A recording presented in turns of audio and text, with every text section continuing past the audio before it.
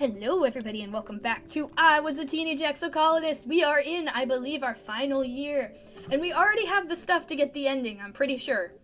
Because, like I said before, it looked very final, so I went back because I want to finish Vace's storyline before we do that. That way we don't have to do it again. So, let's do this.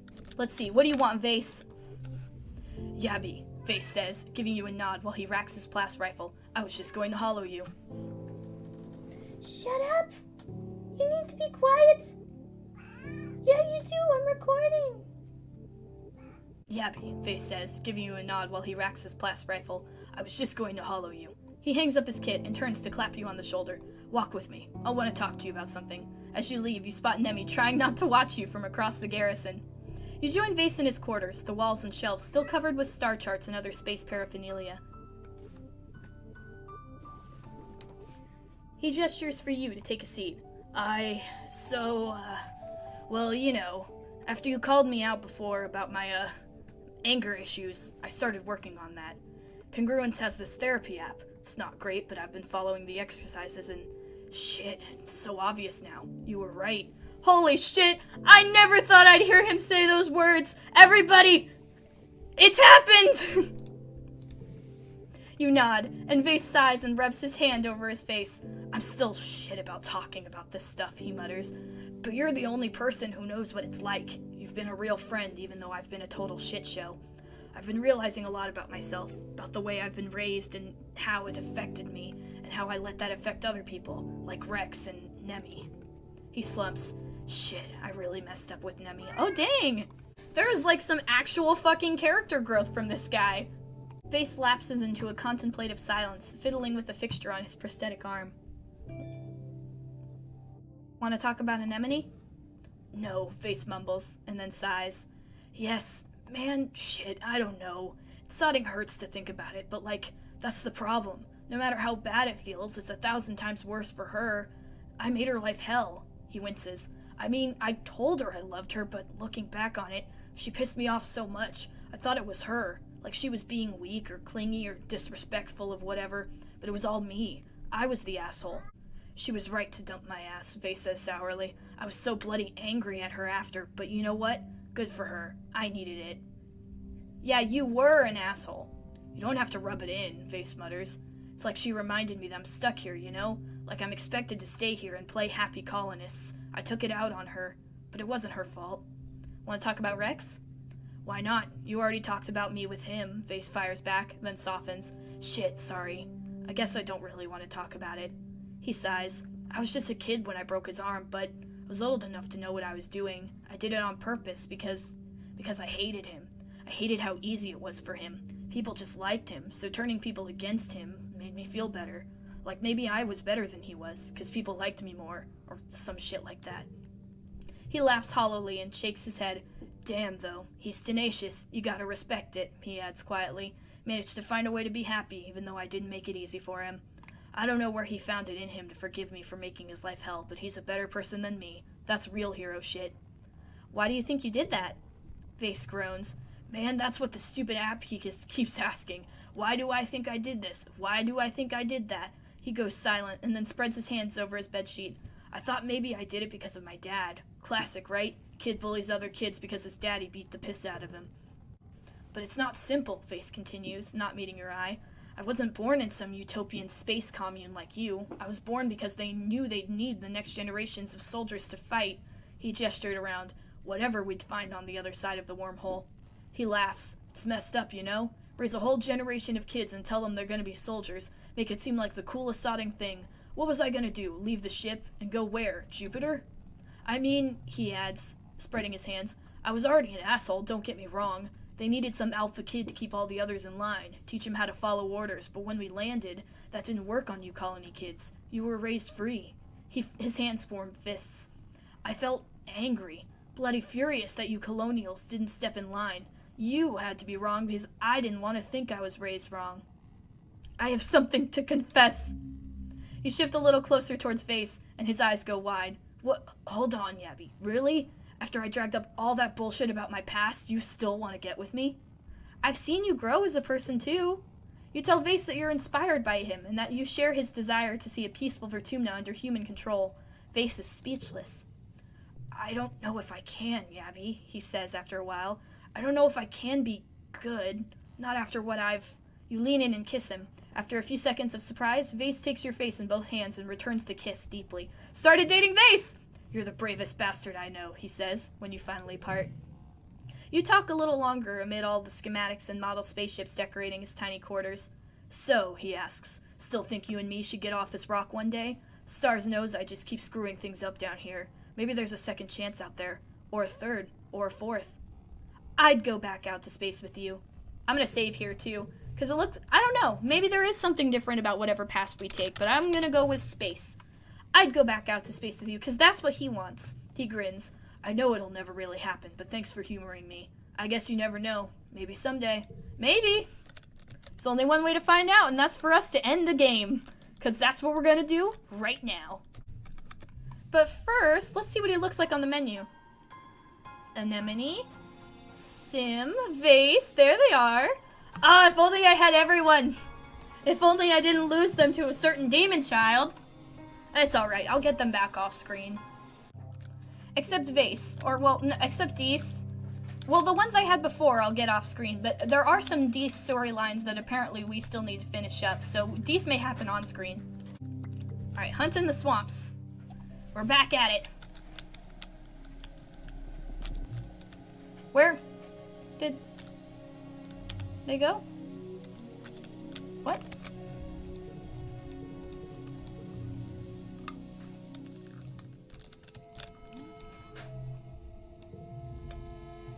Ah, there we go.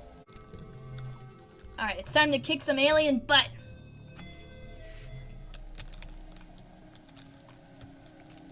I already did the first one in the other episode, so I'll skip past that one. But basically what happened, if you didn't see that one, was we shot Noctilescent, and he ran off. So now we're going after them again. Ah, there you are. I found you again.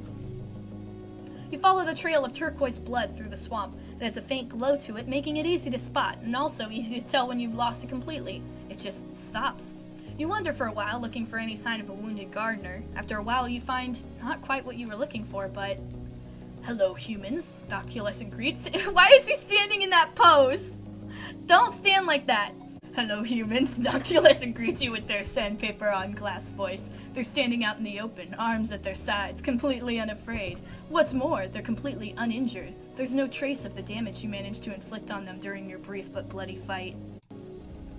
Vace lunges forward a few steps. Impossible, he exclaims. We almost killed you. Why aren't you dead yet?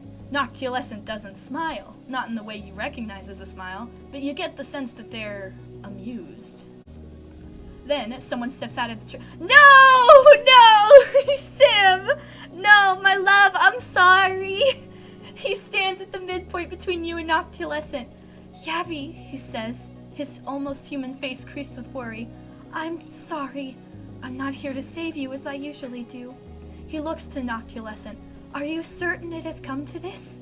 Can't we just... Permit them to multiply? Noctilescent cuts off Sim. Like explosive thornwood on the southern continent. Little brother symbiosis, do not pretend non-knowledge. An invasive species injures the garden. My brother encourages the weeds. They continue speaking to you. He waters you. He tends to you. It is his nature to inquire and learn. They narrow their eyes and move their hands to their sonic emitter. He forgets his design, but will now recall it. Tend to the garden. We must pluck the weeds at the roots. Please, Yabby, Sim pleads. Turn around and go back to the colony. I cannot help you if you continue down this path. I'm sorry! I'm so sorry! I didn't want to do this! Oh no!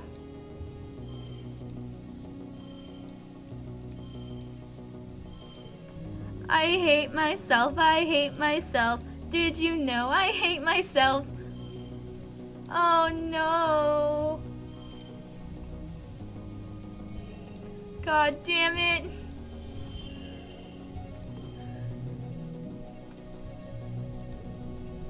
You and Vace open fire on the pair of gardeners, and the air is quickly filled with drone bullets and reverberating with their strange, brain-liquefying sonic weapons. You notice that Sim doesn't seem to be firing on you. In fact, he seems to only be trying to draw your fire. He's surprisingly adept at guiding your smart bullets to hit trees or careen off into the sky. What's the matter? He teases Vace. Are your intelligent weapons malfunctioning? How terrible for you. Vace growls and focuses his fire on Sim. In the chaos, neither of you notice until too late that Noctilescent is disappearing into the trees. Damn it, Vace swears. That big ugly centaur thing still has the key. Why are we screwing around with this one? You and Vace chase after Noctilescent, leaving the trill of Sim's laughter behind. As you flounder into the knee-deep muck, by the time you freed yourself, Sim is gone as well. No! I want Sim's laughter to be with me, not at me!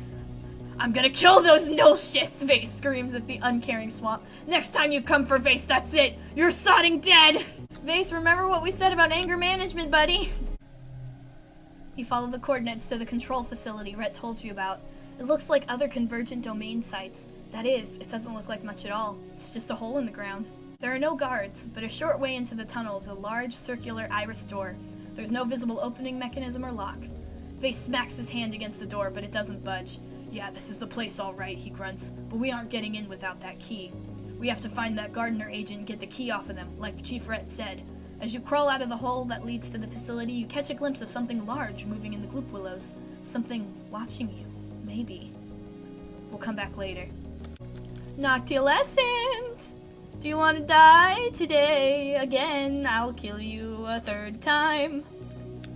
Or maybe even a fourth time, I'll kill you again and again. Hello! Something is blocking your path. Noctilescent. You just fought them, but they look completely unharmed. They look different than they did before. Larger. Their presence seems to fill the path before you, and you're not sure if it's because they're physically larger, or if it's because all of nature tends to bend around them, making space for them. This time, Noctilescent doesn't wait for you. They draw their sonic emitter and attack. Oh, here we go again! Third time's the charm! 19! Jesus Christ! Vace's confidence coming in clutch.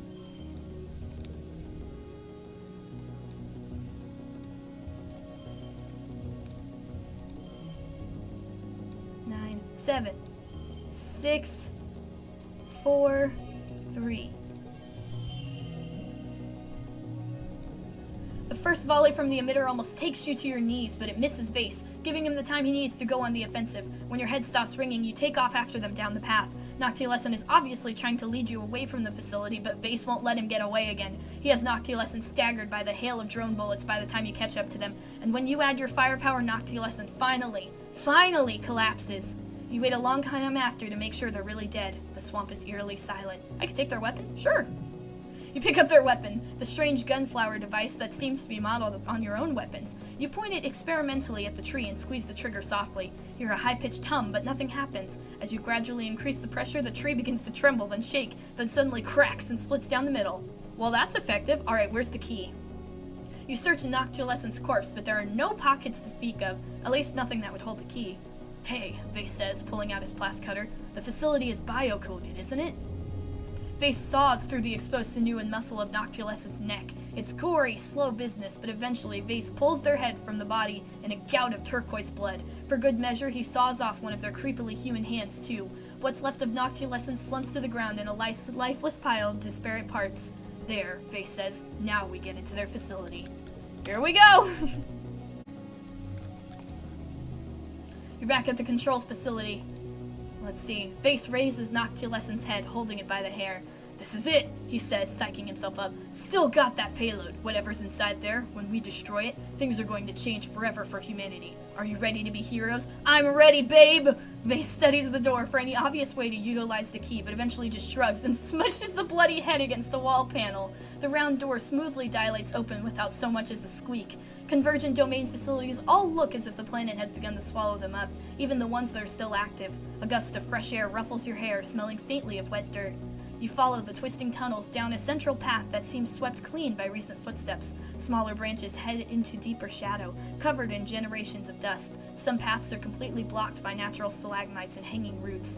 Through some doorways, you see more cloning ranks. Others are overgrown with glowing blue fungus. Everything is big and empty, as if these great rooms once contained furniture, but everything has since rotted away except the walls and crystal console panels. Everything is damp here. You can hear the distant throbbing of pumps keeping the swamp's water out. You come to another large iris door and press the head to the panel. It opens. A now familiar silhouette steps from behind the door and blocks your way. It's Noctiolescent, the same Noctiolescent whose head Vace is holding. Vace growls and scrambles for his drone rifle. What the fuck? He starts, but another Noctiolescent steps out from the shadows in the tunnel behind you. Then another one. Clones, Vace exclaims. They're all clones. They stare at you with triplet menacing expressions. As a unit, they raise their sonic emitters. You have done this, they speak in unison, their voices like the creaking of dried wood about to snap, forcing us to take these these bodies, messy, biological, inconvenient, hisses one, uncontrollable, rasps another at the same time, infuriating, the third concludes. Their faces twist in barely restrained hatred. They speak in unison again. You cannot kill a gardener. Your vermin brains do not comprehend what we are. Can I just slip past them? Perception 80. I can slip past them. Whoop! You share a look with Vace. Without speaking, he just gives you a nod and silently mouths, "Go!" Vace yells, and all of a sudden, everything seems to whip in from slow motion to super speed. You turn and run as chaos erupts in the small tunnelway all around you. Blasts from the sonic emitters reverberate over your head, and you hear the meaty whump whump of Vace clobbering the two gardeners behind you with his rifle, drawing their attention not with his drone rifle, but with his own body, the most distracting weapon available to him. Only one Noctiolescent stands before you. You run and dive, sliding your body under the reach like you're on the sports ball pitch. As you scramble to your feet, the iris door closes behind you, locking Vace in with the gardeners. You can't stop to think about Vace's sacrifice, how everything you've experienced together in the swamps has led to this moment. Vace entrusted you to be the hero, and in doing so, became one himself, for real. You have to survive now, so everyone knows he was a hero to the last. Wait, is he dead? No! You reach the control room. It's a cavernous space. You must have been slowly descending as you walked because the ceiling soars so far overhead that you must be deep underground. Nothing leaps out to stop you as you walk down to the center of the room, flanked by rows of massive cloning tanks. Some are broken, but all are empty. In some, a glowing green fungus has begun to reclaim the tanks. It washes what you can see of the room in a sickly yellow hue. Sitting in the center of the room is the most mechanical structure you've seen in the Convergent Domain ruin. A large, central column with mechanical legs squats imposingly over the tanks, like a spider tending to its cocooned prey. You approach the column and climb the steps. There are no screens or visible interface, only pairs of the same knobby fungal protrusions you've used to access the array before. You doubt you'll be welcome with the array if you've interfaced it with it like you have before. You'll need to upload the payload without losing your mind to the central consciousness, or worse. But how? You take your copy of the payload from the holobands onto your wrist and look for somewhere to plug it in or something. You're not sure. Shit, how do you use this thing? You know this. Oh, thank goodness I've been working on it. I have just enough. Do you see that? 50. I know this. You take a deep breath and will yourself not to panic. A skilled engineer like you should be able to understand it. The array was created by mortal minds just like yours, despite it being own overblown opinion of itself. You calmly search the command structure for anything that resembles a data port. Eventually you find one and it fits with the payload's universal connector. The console hums with life. The payload is ready for upload. Upload! You grab onto the interface handles and connect to the array. Your vision goes blanked as you're sucked into the alien mainframe, your mind filled with abstract forms of data and functions, impossible colors imagined by sightless beings. In the space between seconds, your consciousness is mapped across a truly infinite space, a digital space, but somehow known to the meat of your body too, by the very molecules that make up your form, the math at the center of the universe, at the center of all living things. Its tendrils entwine around you and sublimate you into its holy fractal. You divide endlessly.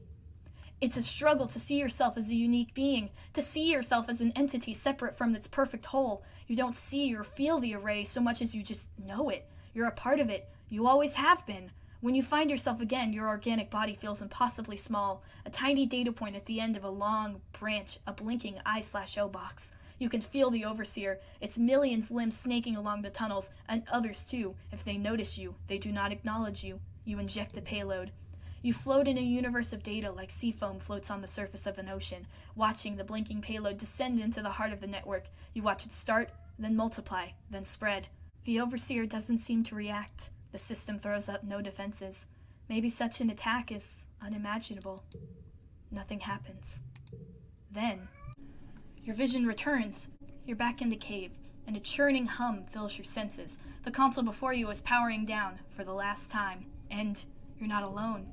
Sim is here. Oh no! I'm so sorry! He looks up at the command console in horror. He strides past you and touches the interface handles. After a few silent seconds, he carefully lifts his hand away from the inert, lifeless growths. "What have you done?" he says slowly, like a man coming out of a long sleep. "Succeeded you." Sim takes a few steps away from the consoles, descending the stairs without turning around. "It's so quiet," he says, touching his forehead. There's nothing left. I can't feel anything." "I've always been able to hear the array," he continues. You can't understand. I am the array, the planet, everything living on it. All gardeners are connected to it." He looks haunted. "Or were. Now what are we?" "I'm sorry." You hear a cough echo through the cavern and turn to see Vace stumbling down the center aisle of tanks. He's alive! You rush to his side, and when you turn back, Sim is gone. One last disappearing act. "I'm so sorry, Sim." Vace is badly burned, and he struggles to focus his eyes. He collapses into your arms. "Did you do it?" he croaks, and you nod. His eyes close in relief. "Good. Then let's get out of here, hero." The end. We got it! Achievement unlocked. Blow it up. Vertumnus protectors are gone. I feel so bad. Oh, poor Sim. Oh, no. What have I done? Somehow this feels worse than the plague. I don't know how. I think it's because I had to look Sim in the eyes as I did that. Once the planet's eco-defense system has shut down for good, many things change. The yearly attacks and glow cease. Glow season becomes a peaceful period when many creatures are dormant. You guess it always was, but Noctulescent and the other extermination agents artificially incited the Xenos to attack. Without their thumpers and aggression pheromones being pumped into the air, the animals tend to avoid your colony rather than attack it. You also find that the yearly shimmer pollen clouds are much reduced, and even your crops seem to be growing better. Even pest creatures like the Dorbs moths don't bother to roost in your sheds. You wonder at all the subtle ways the planet's defense system was trying to eradicate you. Without his connection to the array, Sim can never change forms, or connect his consciousness to the other gardeners. He's alone, and stuck in his body until it eventually dies. His scars no longer miraculously heal, he starts to grow old. You and Vace are both held up as heroes. After his near-death experience in the Gardener Caves, Vace's entire outlook on life changes. He no longer seeks false hero worship after experiencing firsthand the terror of being a hero. It does a lot to blunt some of his sharper edges, and as you both grow old, you find that you love him even more. In the moment of your death, as your brain cells fizzle out one by one and shut down forever, a vision swims in your mind's eye. Is that a person? Hey, are you happy with me and all of the horrible things I did? I'm sorry. The ancient youth speaks without moving their mouth, not in words, but in something like pictures. Still, you understand. They smile. I'm gonna double down to the very end. I lived my best life. Oh, I was not responsible for Tammy this time, okay, future me? Because that was because of a certain motherfucking demon child! But anyway, I'm gonna go with them. Oh my god, talk about an ending, that's crazy! Oh, I still feel so bad. Oh man. Like, I did like Vace's storyline a lot. I thought that it was really good. But, oh man. Alright, hang on. There's one more thing we gotta do.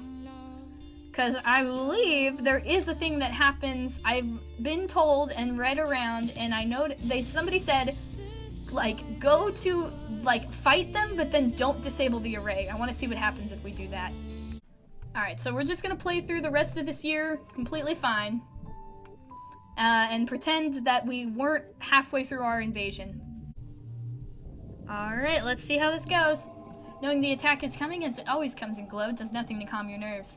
It's only so long you can handle doing nothing, pretending like, oh, this is the first time I've ever done the glow attack like this. Normally I go for the peaceful route. Pretending like everything is going to be fine. As the month draws longer, you find yourself almost compulsively walking the walls, scanning the tree line for the first sign of trouble. You're there when you see them, dark on dark shapes coming out of the forest, perfectly silent. You watch with the lookouts as more and more figures amass at the forest's edge. Minutes pass as the horde pushes into the firebreak, numbering at least, must be in the thousands. More animals than you've ever seen in one place. The ground is choked with a teeming carpet of smaller creatures darting in and among the legs of... No. Oh no. The forest bends as Faceless emerge from the path, followed by 2 more, then more, and more. You lose track of how many Faceless appear on the tree line. A discouraged cry rises from the guards. 1 Faceless destroyed your colony. 2 Faceless required an irresponsible number of explosives to take down. This many Faceless, you're not even sure. The guard beside you gasps and points off into the horizon. There, the darknesses seem to coalesce into pillars, and they're moving like legs. You hear the trees being trampled underfoot as something gargantuan makes its way towards the colony. You can't even see its body. It's just legs, stretching so far up into the sky that the glow of the planet cannot reach it. It looks like death. Wait, there's even more? A familiar being cuts through the hordes and stands at the front like a general leading their army. Gardeners must come in all shapes and sizes, but you know this one from the hatred in their eyes. It's Noctiolescent. Noctiolescent steps forward. For millennia, I have been tasked with keeping this planet safe from invasive species, extreme weather, plague, famine, and the migration of predators. All tactics I have used to ensure an invasive species cannot find a foothold where they do not belong. The command of the human language has vastly improved since you saw them last, the gardeners learned quickly. Controlling you by indirect means have proven ineffective, they say, glaring up at the row of horrified colonists atop the walls. I can no longer ignore the destruction you have caused and the threat you represent to the planetary ecosystem. This is not a warning. This is your eradication. You look around at the guards posted around you. Many are quaking with fear, realizing for the first time that humanity has been living in the shadow of something much older and more powerful. Lay your weapons and open the gates to allow the planet to be cleansed, Noctiolescent orders. Though I despise pests, there's no need to be inhumane. Fight! I'm going to enjoy this, Noctiolescent calls out. Finally, I can wipe you aliens off the face of this planet! The wave of attackers roll over the fire break, crashing against the walls. Flying creatures scream overhead and the sound of blast rifle fills the air. You rush towards the garrison to join the squads. As you run, you notice, oh no! The colony defense is mediocre. As you run, you see the colony defense is struggling to hold the walls and maintain order. Soldiers flee in panic as Faceless pound against the gate. The gargantuan cloud scraper approaches the colony, even more terror-inducing than when it was on the horizon. It blots out the sky and your view of the wormhole. From a distance, you hear howling like a siren. You never should have provoked Noctiolescent. You're descending from the walls when you're thrown to the ground by a tremendous quake. Your ribs crack as you hit every step on the way down to land in a crumpled heap at the bottom. You watch the walls splinter inward and the horde of Faceless stampede into the colony. The walls collapse as they push their way through, throwing the defenders from their post and allowing the more monsters to pour in through the wreckage. The inner colony is quickly overtaken. You feel a bittersweet pang of sadness. This is finally it, you realized. You pushed the planet too far, failed to defend the colony, and this time there won't be another heliopause to save you. Your broken ribs are like a belt of pain across your chest. You're helpless to do anything but watch as Nemi leads her squad into the fray. They don't stand a chance. One by one, the defenders are picked off, crushed, thrown aside, or pulled into the terrifying maw of the Faceless. Nemi screams in fury and terror at the Faceless, her scarred face white with fear as she turns from the battle. She's cut down unceremoniously by a manticore, pierced through the chest. You watch her eyes go wide with shock, then nothing. She's thrown to the side, dead. All around you is carnage. The scent of blood and smoke is thick in your lungs as you struggle to sit up. In the distance, you see the engineering wing catch fire, jets of silent flame spouting from its rear thrusters. Like when we were kids in space, you think distantly.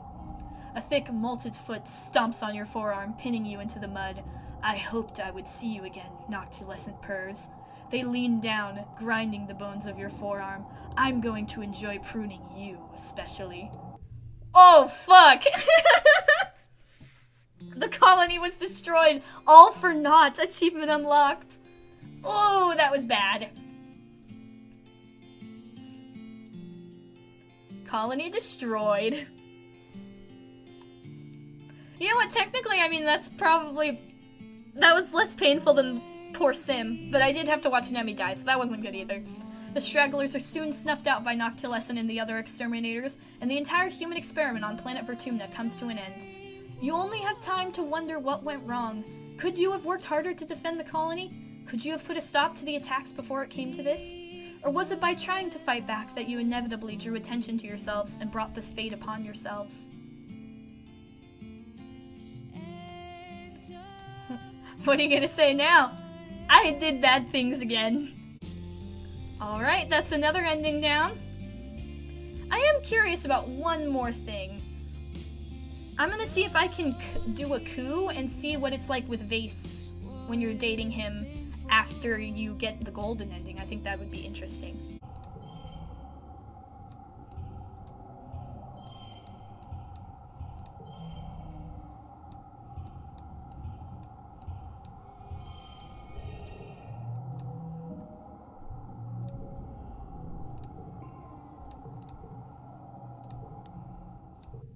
Alright, we agree to your terms. We've got it. We won! Alright, what does an ending look like with Vace?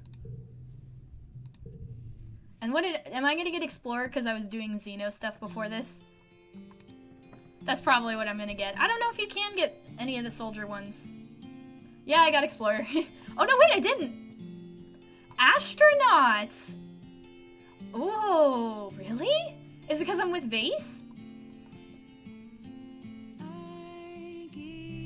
You become fascinated by the wormhole and its connection to the convergent domain. Some might say obsessed even.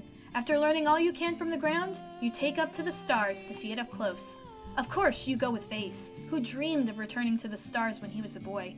He never really gave up on his dreams of returning to the stars. Your friendship gave him the roadmap to forge a different relationship to space than the one he inherited from his father. Wherever Vace goes, you go. He leads the mission. You're his sidekick, his number one. He trains for years to pilot the Helio's old scout ship, and you trust him with your life out there in the stars. Your first mission is brief, just a flyby to collect more readings a safe distance from the edge of the event horizon. Your second journey takes you right into the wormhole, where you discovered what you guessed from the convergent domain ruins. There are dozens, maybe even hundreds of other wormhole exits. You both want to go through the wormhole and see if the other inhabited planets through the exits. Maybe you can figure out what became the rest of the convergent domain, refugees of a hostile planet like yourselves. Maybe one day. But what about... Sim!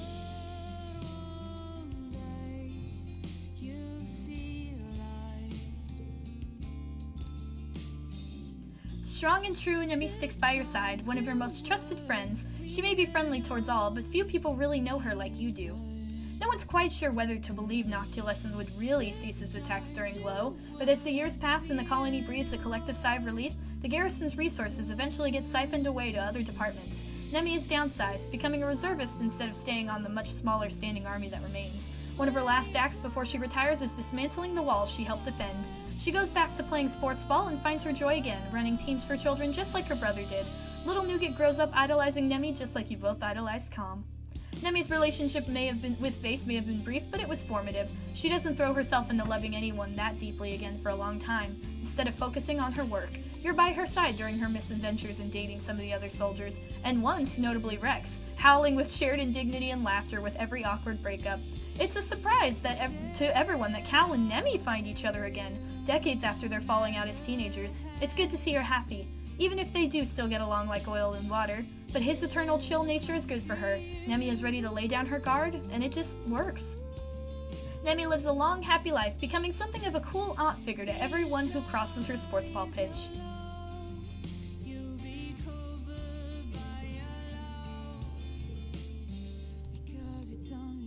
Your Unisar will seemingly live forever, just as cantankerous as she's always been. Clever Girl is bored in the colony, though, and ultimately, even though you've made great strides in taming her, you'll never domesticate her or her species. You decide it's best to release her into the wild. She deigns to give you a regal nuzzle before sprinting off into the swamps where you found her. You and Vace make plans for one final journey through the wormhole. You're going to see what's on the other side, even if it kills you. Maybe it's one way you'll be able to break this cycle. And through the wormhole?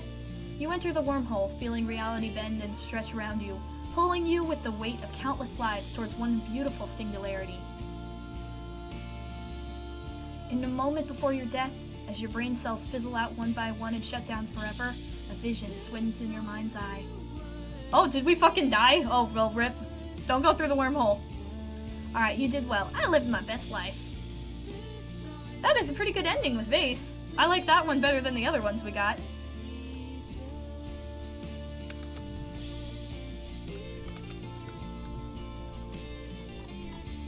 astronaut! Look at that, that's so cool!